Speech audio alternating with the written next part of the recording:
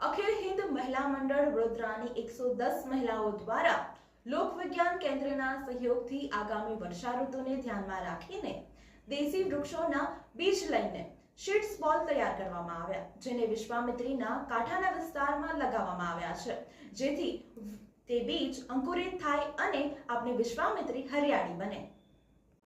વિશ્વ પર્યાવરણ દિવસના ભાગરૂપે આજ રોજ અખિલ હિન્દ મહિલા મંડળ વડોદરાની 110 મહિલાઓ દ્વારા લોક વિજ્ઞાન કેન્દ્રના સહયોગથી આગામી વર્ષા ઋતુને ધ્યાનમાં લઈને દેશી વૃક્ષોના બીજને લઈને સીડ બોલ બનાવવામાં આવ્યા હતા।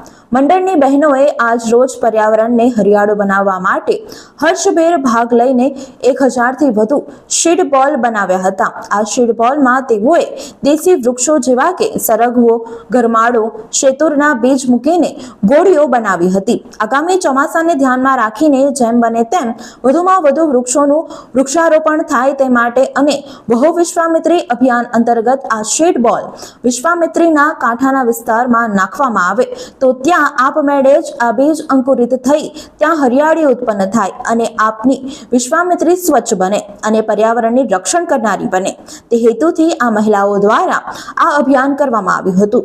આ સીડ બોલની માટીમાં જરૂરી તત્વો, ફૂગનાશક, રસાયણો વગેરેનો ઉપયોગ કરવામાં આવ્યો હતો।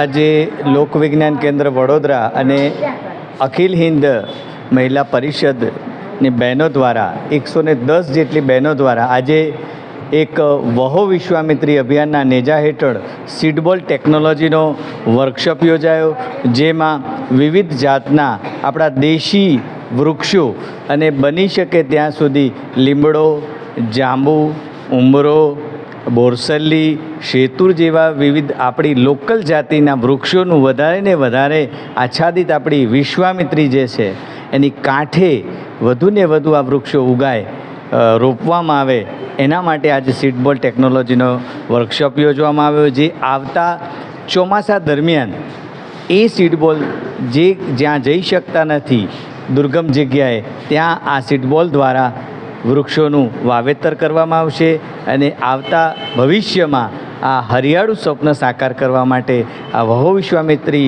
અભિયાનનો પ્રયાસ એ સફળ નીવડશે।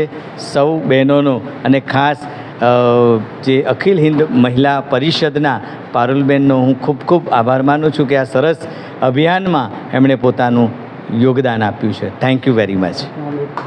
દિનેશભાઈ ગાંધી, લોક વિજ્ઞાન કેન્દ્ર, વડોદરા।